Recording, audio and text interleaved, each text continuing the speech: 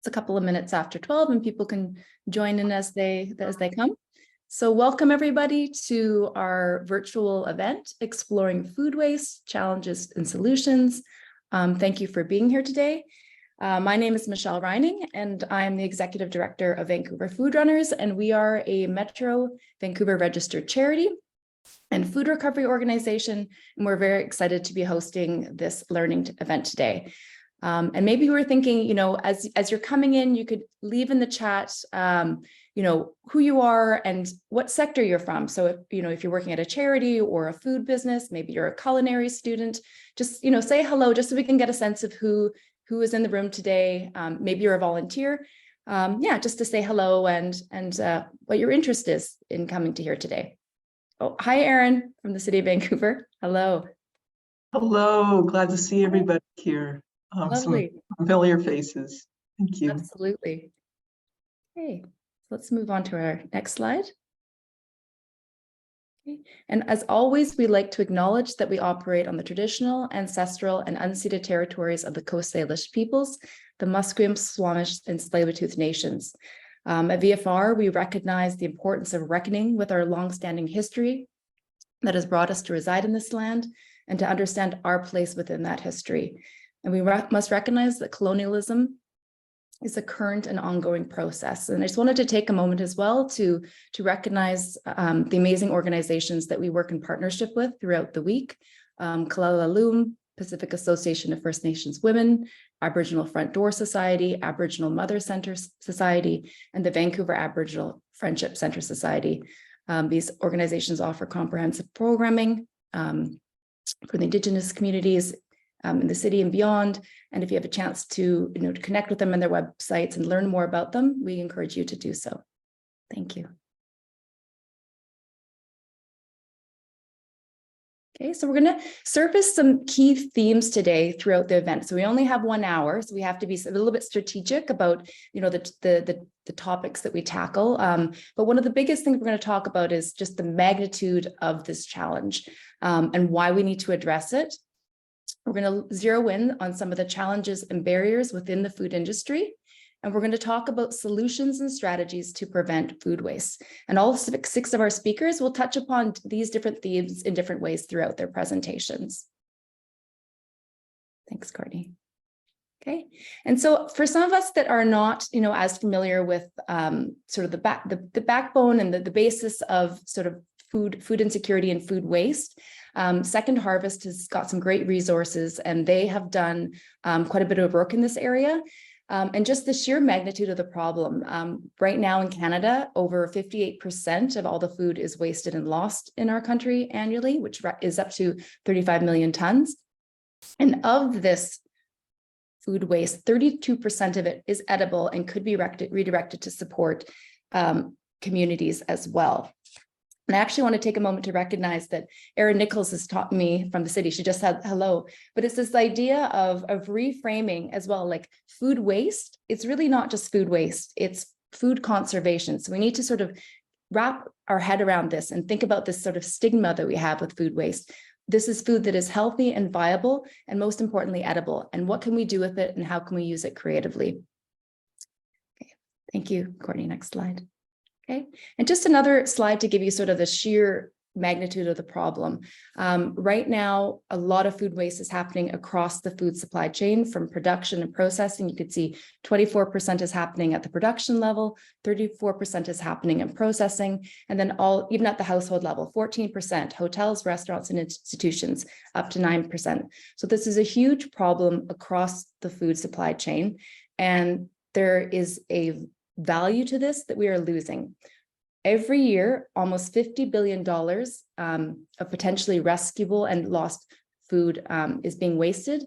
And in terms from an environmental perspective, almost 57 million tons of CO2 equivalent emissions are created annually as a result of food being thrown away. So this is a huge problem that we have within our country, and one that we need to address. And it is a wicked problem, so to speak.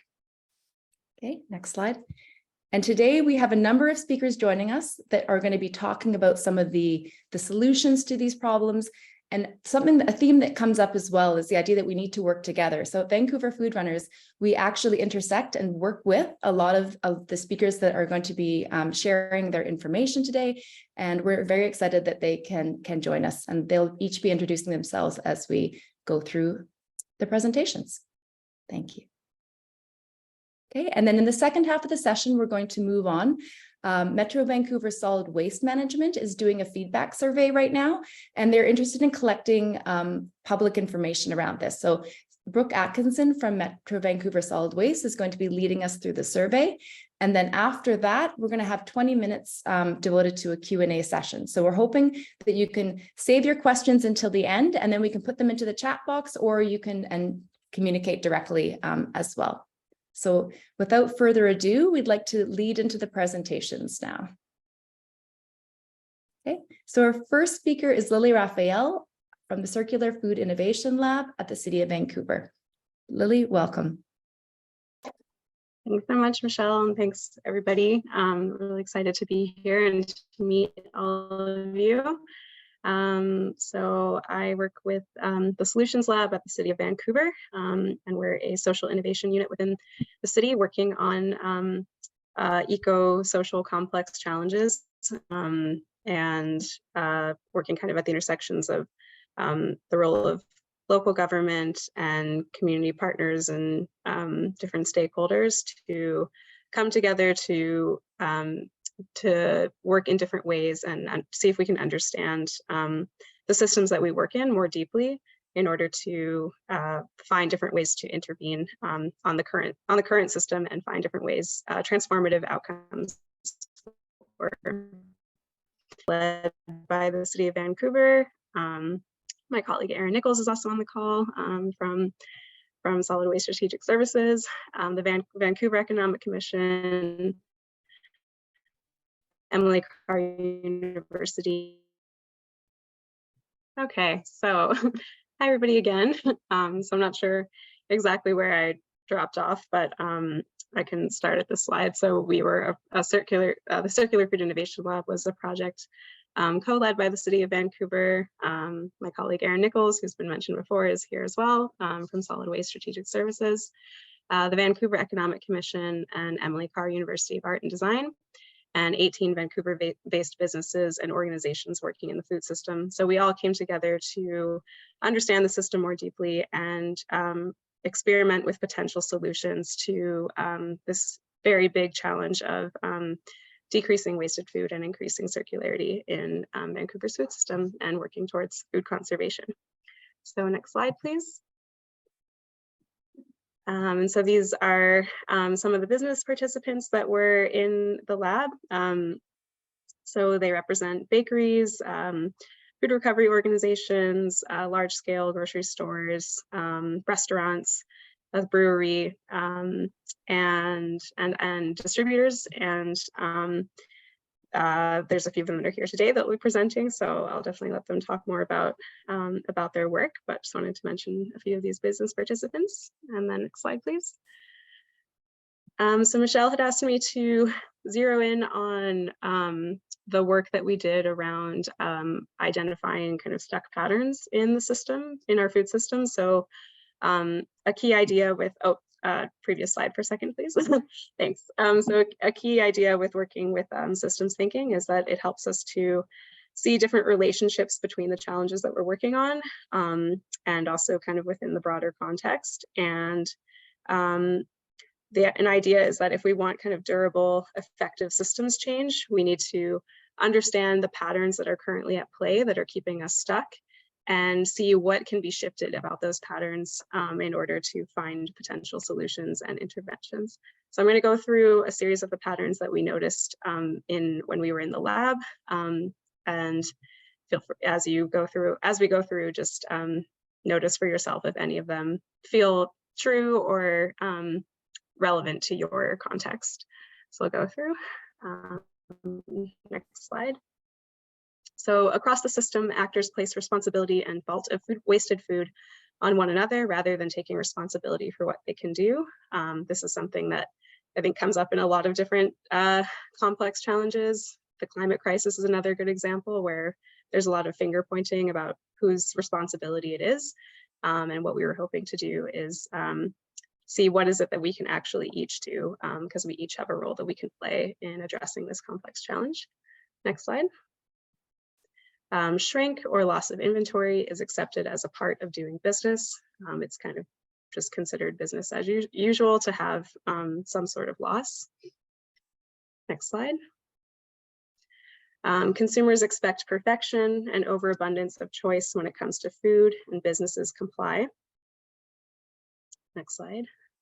Food surplus donation programs are providing partial solutions for food businesses. Meanwhile, over-ordering of food persists. So there's kind of this tension between in the system of these different solutions and how they interact with each other. And these were our 9 concepts that we developed as an attempt to intervene on these stuck patterns. I don't have time to go into each of them, but I did want to just describe a bit of them. So they ranged from being very tactical and kind of tangible material-based interventions. So one being, for example, revamping back-of-house procedures for sorting food that can no longer be sold, or introducing signage that would educate customers about seasonal foods and also how they might be able to make different choices when it comes to choosing produce at the grocery store. So how to encourage people to choose imperfect produce by reframing it as not being something that's lesser than like a more perfect looking product, but rather that it's perfect for different things like pies, imperfect apples that are perfect for pie, or like avocados that are perfect for guacamole or things like that. So reframing that mindset through signage. And then other ones range into more kind of the collaborative aspect of how do we actually work together to, and in different ways, to kind of create more collective responsibility and kind of collective accountability of this challenge. So it's a lot of coming together to work in different ways, and also going on different site visits to see how different parts of the system are working, who are the different kind of organizations and folks that are already intervening and doing this really great work of trying to transform the system. So there's a lot of deep learning and collaborating and dialoguing together to see what we can do next. And I'll definitely let others who have experienced the lab, who are going to present, share kind of how they're integrating what we learned in the lab through into their work. Next slide. And although the lab has ended, the work still continues. So this is an invitation to join the Vancouver Circular Economy of Food Coalition, which is a group of businesses operating in Vancouver, collectively seeking to advance circularity and connect with others doing the same work. So if you're interested in learning more about the coalition, you can get involved and contact solving food waste at vancouver.ca. I think the slide deck will be sent out, so this you'll be able to get that email. And if you go to the next slide, just wanted to also link to this link goes to our project page that has a lot of different things on it that include kind of a pretty in-depth write-up of all the learnings of the lab, all the different prototypes that we tried and what we learned from those. And there's also a collection of the actual tools so that you could, if you wanted to try them out in your own context, you can see how you might adapt them and use them. So that's also available for download. So thank you so much, and really happy to be here and happy to answer any questions. And yeah, just great to connect with all of you. Wonderful. Thank you so much, Lily. That was fantastic. And I dropped the link to all the resources into the chat box there for people to check out. And I've noticed over the last 3.5 years that businesses are getting increasingly interested in this work, and it's exciting to see this coalition coming together. So it's great. Okay, so let's fast forward through to the next presentation. Hi, everyone. My name is Chloe Leslie. I use she, her pronouns, and I'm the program manager for Vancouver Food Runners. For those of you who might not know, Vancouver Food Runners is a local food recovery organization. So we use app technology and an incredible team of volunteer drivers to redirect surplus food from all types of businesses across Vancouver. And we deliver that food directly to our nonprofit partners who are working with clients experiencing food insecurity. Since we launched in March 2020, our volunteers have delivered over 2.5 million pounds of surplus food, which is about 2 million equivalent meals. And this has mitigated about 5.1 million pounds of CO2 equivalent. This year, we're scaling very, very rapidly. We have about a 40% increase in the amount of pounds of food over the past year that we are redistributing. And we're on track to do about 1.2 million pounds of redirection this year, which we're very proud of. Vancouver Food Runners is unique from some other traditional methods of food recovery that you might be familiar with. So we use our Vancouver Food Runners app.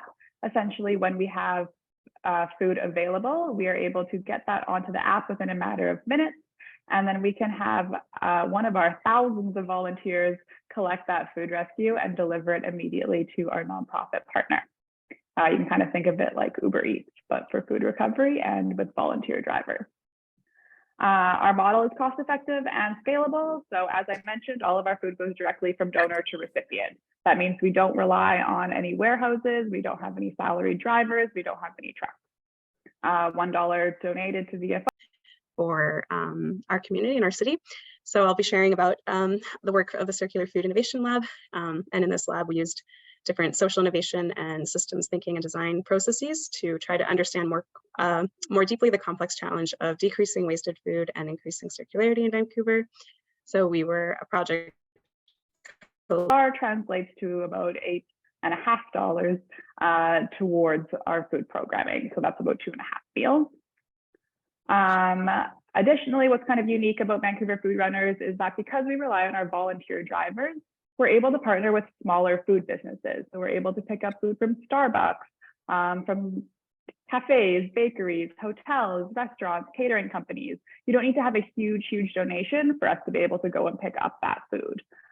Traditionally, if different organizations relied on large trucks, it might not be worth their time to go and collect something from Starbucks. But since we rely on our volunteers, we are able to pick up those smaller donations and kind of be able to span across all different sectors from the food industry.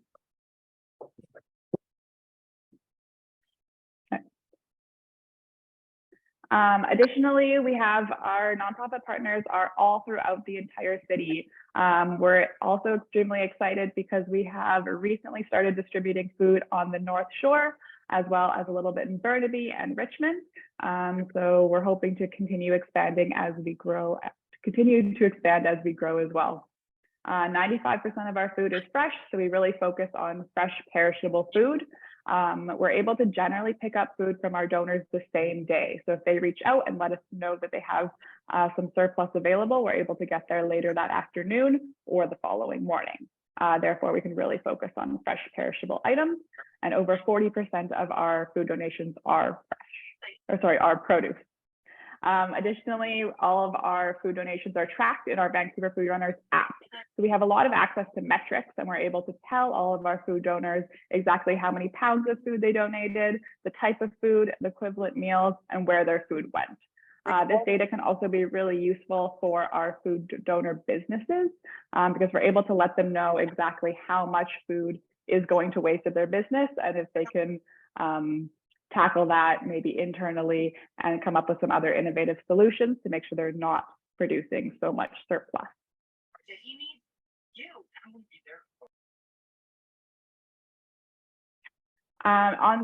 In terms of our food businesses, we do our very best to make food donations as accessible as possible for all types of food donors.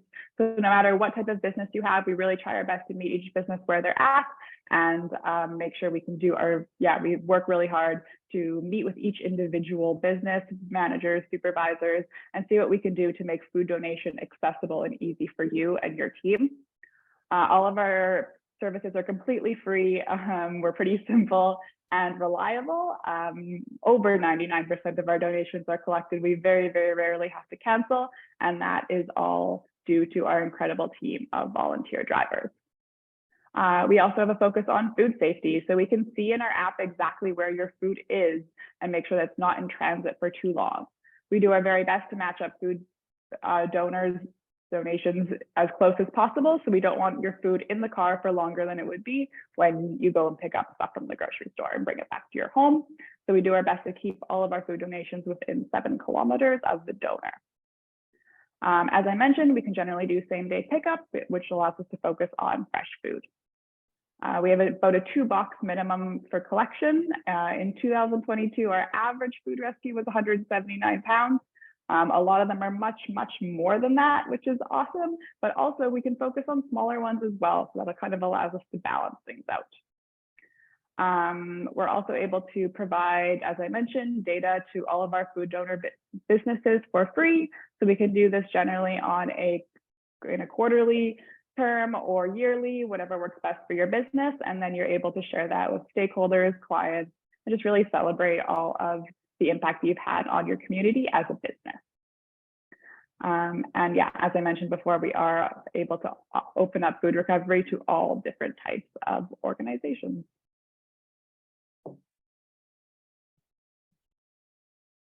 And you can just quickly scan here yourselves some of the amazing businesses that we work with in Vancouver.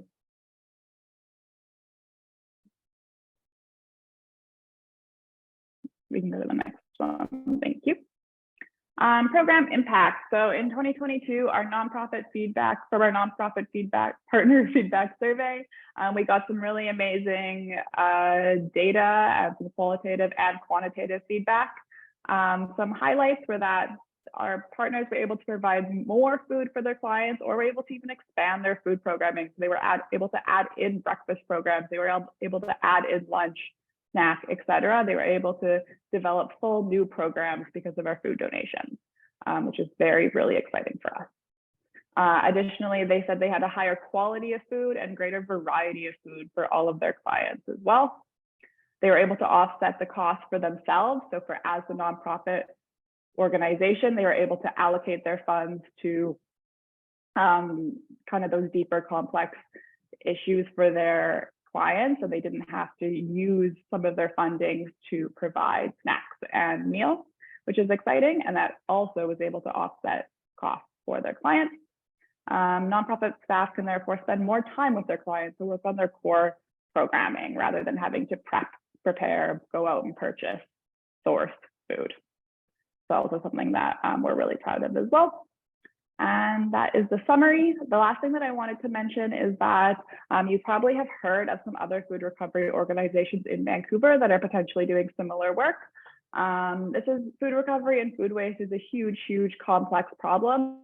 And we do our very best to collaborate and partner with all of those other organizations as well. You might have heard of Food Mesh, Food Stash, Second Harvest, etc. We do our very best to collaborate with those other groups because this is not a problem we can solve on our own. And we definitely rely on teamwork and multiple stakeholders to address these issues. Thank you.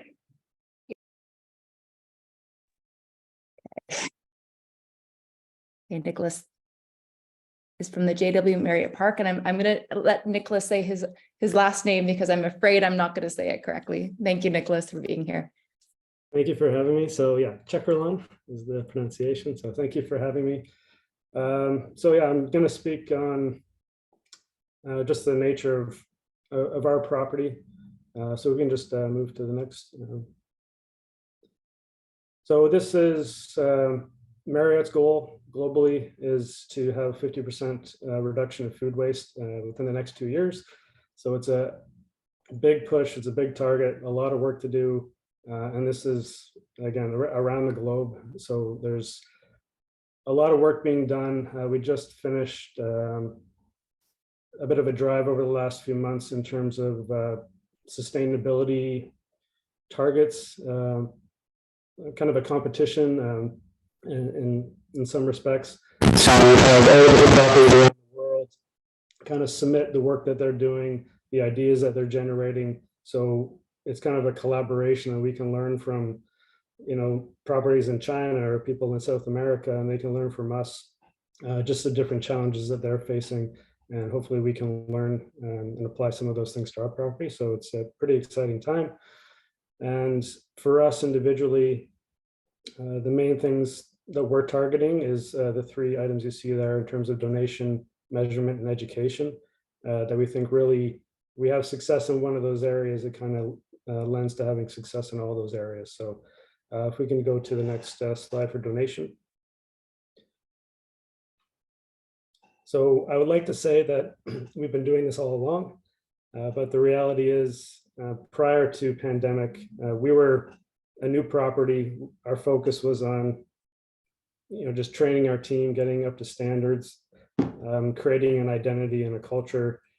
And then when everything kind of stopped, it forced us to kind of reflect and see opportunities that maybe we were blinded to before. So just to give you some background in terms of our property specifically. So at Park Vancouver, there's 3 separate entities. We have the casino, we have all the bars and restaurants that are run by a separate food and beverage group. So for us, for Marriott, we have 2 hotels within the building that we do room service for. We have our executive lounge that's kind of complimentary for executive members staying in the hotel. And other than that, our majority of our business is banquets. So we operate on 1 floor. All of our business is banquets. So it presents a challenge. And during the pandemic, we didn't have the lounge open. We only had 1 hotel open. We had, even when we started up again, we didn't really have any banquet business.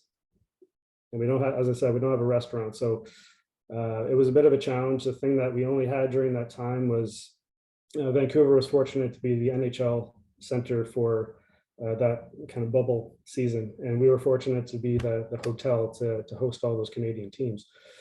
So during that time, it was kind of an eye-opening experience. We had nowhere to redirect that food. And so that was really the beginning of our donation program, as we saw the opportunity there and the need in the community. And thankfully, Food Runners, that was kind of the beginning of our partnership. And at the beginning, it was a little rough, I would say. We made a lot of mistakes. And it's just, if you're not doing it now, I would just say it's okay. You're going to make mistakes. Either food is not being rescued as it should, or food that is being rescued is not going out on time. So we made mistakes where people were taking the time and energy to save food, but didn't get out of the building on time, or passing up problems onto other people, or we just didn't have a structure in place. So I would say the main thing is we like to think everybody within our team, within our company, has that same drive. If they're dealing with food every day, they have the same passion to have that, the food rescue mentality. But it's really like a select group of people who are really going to drive it. So I would say find those people. Once we found those people and we had a structure in place, and our main person for us is our receiver. He's the one who's seeing everything come in, seeing everything there. He's the one receiving all the packaged food. So he's our main contact. So once we had that person in place, it really helped elevate our system and provide to make sure nothing was falling through the cracks and everything going out was safe and on time. So I would say the biggest impact is just having positive morale. If you think of all the effort and energy, not just the product itself, but the care and passion that people are putting into making this food, and then 2 hours later, if the event is over, you have all this wasted food that's ending up in waste, and kind of kill the drive of your team a little bit. So I'd say it has a huge positive morale impact, that all that energy and passion is still ending up in the community and having a positive impact, even if it's not for our guests within our building. And then just the nature of us, like I said, it's really 2 teams. We have our service staff and our culinary staff. And at the beginning, it was mainly driven by our culinary team, and we were doing a great job. But then we found there was really an opportunity to have the service staff kind of elevate their impact. And one of the main things we realized is they just weren't aware, or not as educated as the people actually creating the food. So they didn't know what could be saved, how to do it properly, how to package things properly. So on the right side of the slide there, you'll see I created this basically our catch point is between the kitchen and the service space is our dish area. So that's kind of our collection point. And this is where we kind of create an education board for our service staff to know, what can be saved, how it needs to be packaged, how it needs to be handled safely. So I think it's had a positive impact to increase our capture. And sorry, I'm taking so long. I'm so sorry. So we can move on to the next slide. I'm so sorry. Originally I had like 6 slides and I tried to cut it down, and I'm still taking too long. So measurement, I would say, regardless of, just be honest about what your goals are. So whether that's, purely financial or just trying to do the right thing, just be honest within your team about what your target is and just start something. So just like our donation, our tracking program wasn't what we wanted it to be, but the donation was the first step of it. And then once we started kind of having eyes on things and what was going out, what was being wasted, then you can kind of lock in and find the target points within your own operation for where you find the opportunities to have food rescue. And again, every operation is different. So for us, when we had the involvement with Circular Food Lab, it was a great opportunity for them to come meet with our team. And the number one thing that we did was create a food map. So we had a layout of our floor, and our team could identify where they interacted with food. And so I think it's a great opportunity. If you don't have anything in place now, the first thing you should do is to create a food map, all the interaction points, all the potential places that your team is interacting with food. And those are all the opportunities for rescue. And the next step for us was targeting spoilage. So I just at the bottom there. So this is the new thing that we're trying to implement now.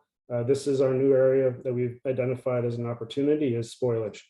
Because for us, the nature of our business is every day is different, every week is different in terms of menus, because we don't have a restaurant. So the food that we're prepping this day, we're ordering for, we might not need for the next day. And we don't have an outlet for it to go to. So if we're not planning for it, if we're not seeing it and making a plan for it, then that's ending up in spoilage. So not just post-consumer, but from ordering perspective, depending on the nature of your business, it's a huge area of opportunity and something we're working on. So it's something that our receivers, our purchasers get together and create a list of things that are not moving, that were ordered for an event and is passed, that we're planning with our leaders to say, okay, what is the plan? If we're not going to repurpose this internally, then that's our area of focus now moving forward for donation, because the majority of our donations right now, or pretty much everything, has been post-consumer. So that's kind of our new target. And final one is just education. So the main thing is not just, we don't want it to just be within our property, but having an impact beyond our borders. And it's something, if you're not seeing it yet, clients are asking for it. So we've already had in the last couple of months, clients are asking for feedback on numbers, on waste, on our donation numbers, because we have a responsibility now to report to our corporate headquarters. A lot of these businesses do as well. So if they're planning for things or they're spending money on these events, their corporate wants to know as well. So I would say just be prepared, if you're not seeing it already, to have a system in place to start tracking things, not just for yourselves, but it's a cyclical thing. If these corporate groups are traveling to other locations, you can have a positive impact on other cities, on other properties, if you're giving back information to these clients so they can better prepare to not overproduce, overorder. So it has a huge impact, not just within your borders. So. Thank you so much, Nicholas. That was fascinating. We at VFR, our volunteers collect from the park location up to 2-3 times a week. So to understand all the work and planning that goes into that is really interesting and insightful. Thank you. Okay, our next speaker. Okay, Sang Lei from Pecco Produce, also another VFR partner. Sang, thank you for joining us. Thanks for having me, and it's really great to see everyone and other speakers here as well. My name is Sang, and I am the co-founder of a company called Pecco. Pecco is Western Canada's first online grocery store for peculiar and surplus food. So specifically what we do is we take these imperfect, cosmetically imperfect and overstock fruit and vegetable and assemble them into a mystery bag. We then deliver them to end consumer in Metro Vancouver and Calgary at a discounted price of up to 40% off grocery store prices. And we've been around for just a bit over 2 years now. Initially, we were started as a passion project between me and my co-founder while we were university students. And as of around 6 months ago, we became a sister company of Fresh Prep, which is another VFR partner and also Canada's most sustainable meal kit company. Next slide, please. So in terms of why we started Pecco in the first place is because we were frustrated with our own personal food waste, and that's kind of why I decided to look more into the problem when I was kind of stuck home during the pandemic. Upon further research, I learned that almost $50 billion worth of avoidable food waste happens every year in Canada, and 31% of which is actually due to cosmetic imperfections and overstocking. So think, a deformed carrot, or maybe just fluctuation in supply and demand, and therefore leading to surplus. Meanwhile, Canada is also experiencing the highest food costs since 2010. I'm sure we have all seen this effect in our daily grocery shopping, and food waste also accelerate the climate crisis, contributing up to 10% of greenhouse gas emission. Next slide, please. Okay, awesome. So as I mentioned, our solution to this problem is taking these imperfect and surplus groceries into a mystery bag and deliver them to consumer. The goal is to help you reduce your food costs while also helping fight food waste. And next slide. And this is kind of how the supply chain worked. Initially, when we first started, we would take these surplus and imperfect food products from wholesalers or other consumer goods brand that are destined for, to be thrown away, then pack them in a warehouse before delivering them in a carbon neutral fleet of delivery drivers. Ever since we became a part of Fresh Prep, a parent company, we now take the majority of Fresh Prep surplus product, as well as any cosmetically imperfect product, and deliver them to consumers. So most of our supply come from our parent company now. There is still a portion that still go to Vancouver Food Runners, but otherwise for every sale of Pecco, we actually donate $1 to Vancouver Food Runner to support with the efforts. And as I mentioned, we also now deliver in carbon neutral fleets, as well as reusable tote bag to really empower a circular economy. While we mostly have, work with or work for consumer, we are now opening up 2 new kind of stream to amplify our impact in reducing food waste. Number one is we're looking to partner with schools or organizations who are interested in assisting students or staff with affordable food options. And we will be providing bulk discounts if anyone's interested in buying in large volume. And secondly, we're also supplying our surplus pre-chopped and pre-portioned ingredients at wholesale price. So think things like onions or sweet potatoes, squash, things like that. It'd be great for catering companies or cooking schools who are interested in cutting down prep time and lowering costs in general. So if anything here sounds interesting, feel free to contact me for further details.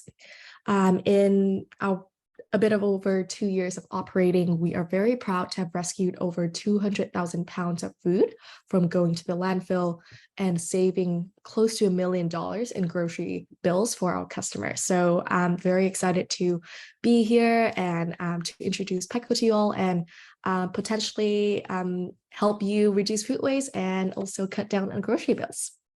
And thank you, everyone. Thank you so much, Sang. I personally love that we used to work with Fresh Prep, and there was a lot of surplus working with them because they're such a large company, and Pecco was this internal solution to that, which I think is brilliant. So thank you. And next up we have Chef TJ Conway from Ono Vancouver and Reroute. Take it away, TJ. Hi, everybody. My name is TJ Conley. I am the chef owner of Ono Vancouver, as well as a business partner chef for Reroute Kitchen. I also am an educator for a program called Lunch Lab that serves that's doing teaching kids in school, elementary school, how to cook as well as provide for the school meals. I mentioned that directly right away because that's kind of where we started here at Ono Vancouver. Next slide, please. So Ono Vancouver started as a really almost like a grassroots chef being bored at the house during the pandemic and not being able to do what we do best, which is to serve people. So naturally, me and a bunch of different chefs started thinking about how we can provide for those that we know that's going to be hurt the most, which is people that we have in our industry that are working paycheck to paycheck, to be able to try to see if we can help. And two, trying to figure out what to do with all the food waste we have in the freezer and the fridge in our kitchen. So that's kind of how it started. And then from then on, we started realizing how much this is an actual big need that we can provide, that our skills can impact in the community, which is turning out all this food that we keep seeing. We partnered early on with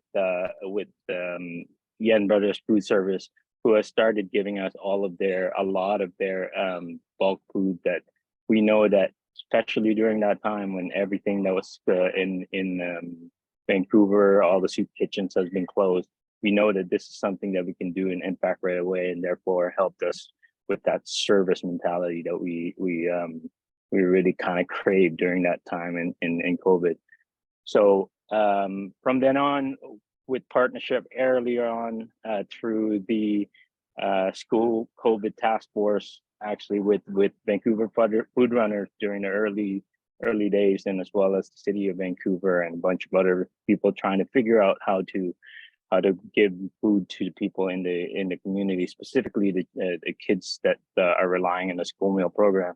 We started a thing called Lunch Lab Lunch Lab Chefs for Family program, and then it just went on and on to me trying to figure out how I can keep this going, because I see all the different food that's going to waste, and we from there we basically just are making our own money, try to figure out how to give back to the community, and basically from there we got about 400,000 meals in COVID. We strive to get between 1,000 to 1,500 meals a week to various different charity organizations. Some of these were mentioned in the beginning, Kilala, Aboriginal Mother Society, Aboriginal Front Door, and other places.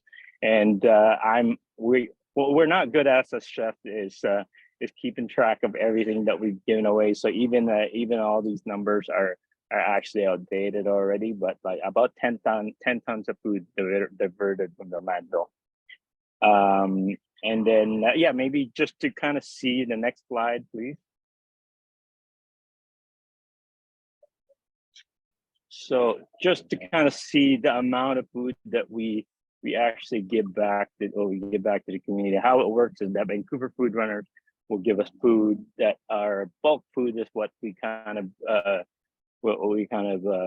zero in on, because we know that those food are not exactly something that we can just give directly to community partners, that the Vancouver Food Runners can just give directly to community partners. So things like 600 liters of coconut milk that a vegan yogurt business couldn't use anymore because they're closing. Spinach and arugula, 20 cases of them that now turns into arugula pesto pasta or palak paneer that we can turn into and give back to the community. So we give these in buckets. So what you see here in front of us is actually only about 3 months worth of food that's only from one of the 6 business partners that we give to. This is recently sent to us by Chloe, and I was like, even my people that are in my commissary, like, couldn't believe how much we actually give, because you don't really see it every day. A lot of times you just give. So yeah, maybe just to give you a little bit more of an idea of what we do. The next slide, we're going to watch a little bit of the documentary that was filmed about Vancouver Food Runners and us. The problem of food waste, it's incredibly complex. Food waste is happening across the food supply chain. A lot of food that can't be used in a regular setting. Chef TJ can take that food and create an amazing meal. The more food that I see that I'm able to divert into different places, the more that I hear about the impact that we do. If I had the resources, how much more can I do? So yeah, as I mentioned, what chefs are good at is thinking on their feet and just doing things funny. When Nick was showing, like, just start something, that's kind of what we did. And the other thing that we're not good about is trying to figure out how to be sustainable and doing all these things. And we just hustle. We just try to figure something out. So this is where Reroute comes in. So me and a business partner, Hillary, Angus, and as well as Sean McDonald, who's been with me the whole time, that we're trying to figure out how to give back to the community. We started this social enterprise called Reroute to be able to fund all of the food that we've been giving away. We just started it recently. So far, it has been good traction, but not enough so that we can count on it to fund anything yet. But the good traction is amazing. Being able to speak about it is great, and as well as now it's getting colder, so we're not in the, what we learned is that we have we are competing with popsicle season, which is in the freezer because our food is frozen product. It's harder to sell, but I think that's about to change. But through Reroute, we're able to evolve into a more sustainable community program, being able to not only bring the circularity. So with CFIL, with the city of Vancouver, we've had kind of like the encouragement to be able to bring the circularity in action, and as well as through what we do in Reroute, we're hoping to not only fund the program, but also be able to speak about the waste and what you can do in the food business and in general, and as well as the food waste in general. Yeah, just in closure, I think the involvement of chefs is very, very important to the circularity of food, and as well as the being in this, having a seat on the table as far as being able to talk about why there's so much food waste. Because if you think about all of the touch points that we saw earlier on what Michelle was talking about, all of those touch points, whether it's food waste at home, food waste in the manufacturing industry, food waste in hotels and restaurants, those are things that all involve people that know how to cook. So I think one of the things that makes me excited, and as well as one of the things that I know I had to keep doing, is to be able to be in this space so that people like me can have a voice, and as well as be able to make change in the school meal, in the food system, and then expand on maybe bringing that all the way into the schools, and as well as teach our young children to be able to then have this generational change that I think is the only thing that's really, well, one of the only things that's going to really change the way we treat our food system. Thank you so much, TJ. That was great. It's been a journey over the last 2-3 years, and we'll keep doing the good work that we're doing and share it with the next generation for sure. I'm wondering at this point, where I the passion of everyone, we expanded a little bit our schedule. Brooke, I'm wondering if we can maybe skip to you first, and just to recognize everyone's time right now. We're hitting that hour mark. We're coming in actually.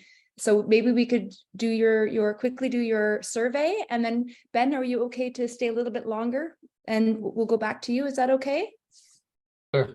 Okay, perfect. Start. Yeah. Pulling that up. Hi, everyone. I'm Brooke Atkinson. I'm an engagement specialist in the solid waste services team at Metro Vancouver. So we are currently doing our solid waste management plan update, which is our provincially mandated management plan for the region. Every 10 years, we go through an update about it. So I'll start, first of all, who's Metro Vancouver, what's our role in solid waste? So we're responsible for planning for less waste, improving reuse and recycling systems, and also managing and disposing of the remaining waste in an environmentally responsible manner. We have operate a series of facilities throughout the region, and we're working toward reducing food waste by prevention and diverting food scraps into disposal, which a lot of the organizations here are doing as well, which is great. So like I said, we're updating our management plan, and we are currently at the vision and guiding principles stage. So we're asking for feedback on what should be included, thinking in the future of waste reduction, recycling, and garbage disposal, and working towards the circular economy. We're trying to ask people, what do you see solid waste management in the region looking like in the next decade or so, as well as guiding principles, which include the values that we should be including in the plan update. So for this group, we're doing a bit of a survey based on themes that we have heard from other groups in our engagement. So I think Courtney can pull that up, or are we sending a link? Oh, here we go. Does everyone have that on their screen? Awesome. So these are the themes that we've heard. This asks you to rank them from 0 to 5 on the importance and relevance to you in your life. So the one's product design and innovation, so designing the products we use in a more circular and regenerative way, environmental stewardship, protecting the environment in our solid waste practices, climate resilience, very relevant to food waste reduction, of course, reducing those greenhouse gas emissions through food waste prevention, affordability and accessibility to all of our the recycling and waste disposal options. Equity is very important, so all groups have access to the information and services, accountability and transparency, circular economy in the products we purchase and use every day, and also incentives for producers and individuals, and education and behavior change. And there's also convenience and consistency. So there's a top 10. You can go through and rank them yourself and submit that feedback. And then at the bottom, if any of the 10, if there's anything above and beyond those 10 themes that you feel should be included in our vision and guiding principles statement for the plan update, please include that. Anything that affects your organization, yourself on a day-to-day basis on how you interact with solid waste and recycling services. So yeah, we'll give everyone a few minutes because I know there's a lot of themes there. I think you can either finish filling it out, or we can put the website for the survey in the chat as well. And feel free to email me or directly. I think Michelle will provide my email afterwards if you want more information on the plan update. I will say Metro Vancouver is also working with Food Mesh, which was mentioned earlier. And we also have our own food recovery network, and that's all described on our website in more detail if you're interested in getting involved in that. Thank you so much, Brooke. We'll also send out the survey as a part of our follow-up to today's event as well. Perfect. Thanks, everyone. Great. Okay, Ben, let's go back to your presentation. Very excited for it to talk about the economic side of food waste prevention and reduction. Absolutely. Well, thank you so much for having me. Excited to be part of this fantastic panel today.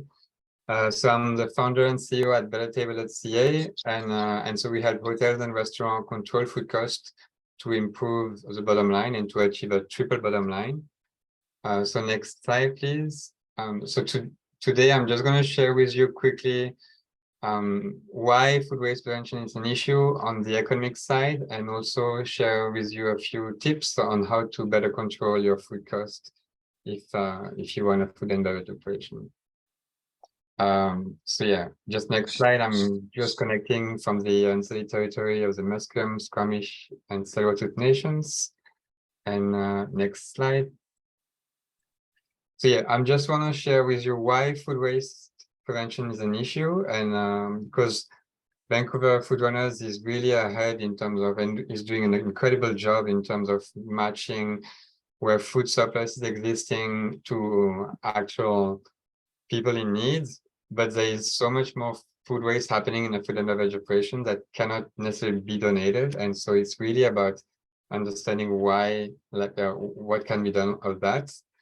So that's more the economic factor. And then I'm going to share with you some resource and next steps if you want to learn more. Next slide, please. So as I mentioned, so bettertable.ca, we are based in Vancouver, but we work across BC and even beyond. We help hotels and restaurants control food costs and improve profitability. And the way we do that is through training. So we provide training either in person or online. We actually just did that training with UBC, which was a partner of CFIR. We also do some audits, so food waste audit or food efficiency audit, like we like to say, where we really go on site for 3 days. We have the whole team do the training first. Then during our 3 days on site, we also interview key people, because if you work in HR, you have an impact on training. If you work in marketing, you have an impact on sustainability initiatives. If you work in finance, you have an impact on the way you track food costs. So that's a great way after to share some action plan for the next 3 months for the businesses to better control food costs. And we can also provide different types of food waste monitoring technologies. Like we have different partners, depending if you want something more low tech or something more high tech with AI and a camera. So this is also, we can help you choose the right one that is a good fit for you. Next slide, please. Yeah, so already a lot has been done. So I won't spend too much time on the amount of wasted food, but just here a couple of numbers. It's like with the most wasted produced in Canada: potatoes, apple, tomatoes, and companies like Pico Produce are helping, definitely doing that in the earlier stage of the food supply chain. But next slide, if you've been like dining out, you probably experience a huge increase in menu prices, and that's really something that we are seeing across the board in the industry, and it's a big challenge, and because food prices are going up. But I was just reading some last stats, like on average it was 10% in terms of food price increase, but the menu price only increased by 6% last year. So it means that it's hard to keep up, and so that's why the margins are getting smaller and smaller in the industry. Next slide. And the reason why, like is like everything is increasing, from labor costs to energy costs to property taxes to food cost, and really having right now the biggest KPI that is being tracked for a restaurant in terms of food cost is the food cost percentage, which is basically how much you pay for your food divided by how much you generate revenue out of this food. But there is so much more that you can do, like beyond that, because basically if you increase your menu prices, your KPI that you track to control food costs is going to be better out of a sudden, but it doesn't tell you that your operation is more food efficient. So tracking food efficiency in terms of gram of food waste per cover is the KPI that you need to add to your dashboard if you are a food and beverage operation. Next slide, please. Yeah, and just a few numbers. Again, I mean, we mentioned the $49 billion economy, but if you just look at what's happening in the food supply chain for an average restaurant, it's $51,000 worth of food that is being wasted. Across Canada, it's $7 billion that it represents for the avoidable part of food waste happening in food and beverage operations in Canada. So it's a big problem on top of the climate problem that we haven't necessarily talked to here today much, but it's definitely, we need to tackle this, and this is a way to really do the right thing, not only on an economic side, but also from the environment. There is also a social and environmental impact associated with that. Next slide. Yeah, and so where really what makes us unique is that we really are upstream into the supply chain on how you design your operation to prevent food waste to happen in the first place. And studies show that every dollar invested in reducing food waste, in preventing food waste, result in $7 in savings after 3 years. So that's really where we focus, and we totally support, we keep supporting organizations who do feed people and who are in the food donation space. This is so important to have this part of the ecosystem of solution. Composting is also a very important thing, especially, I mean, in Vancouver, we are fortunate that composting is mandatory, even if there are still some progress to be made. But really my message here is like, think about your food and beverage profitability in a different way and try to like put more attention into being more food efficient rather than aiming to say, oh, I'm composting, so it's fine. Next slide, please. Yeah, and so the triple bottom line approach I was mentioning, it's really about how to save costs. Like the last clients we've helped, they just told us in a month they saved 2% on food costs, so that's huge on profitability. The carbon footprint, I touched it a little bit. Something that people don't necessarily know about is that 8 to 10% of total CO2 emissions are linked to food waste, not food waste. And yet the Climate Emergency Action Plan of Vancouver still is only focusing right now on transport and buildings, which are important, but it doesn't take into account emissions linked to food that is not produced in Vancouver, but that we still need to be able to live and work and play. So the carbon footprint is a huge one. And on the social aspect, like working with organizations with Vancouver Food Runners, here you see Chef Kunal making a food donation. That's a screenshot of the Food Synergy movie, which is another documentary about food waste. But just unlike the Interceptors, which is also a great documentary, we focus more on every single stages of the food supply chain. So going across the 7 stages of the food supply chain. Next slide, please. So yeah, I'm just going to give you, if you want to learn more about best practices in the industry to reduce food costs and prevent food waste, this online course is available free of charge.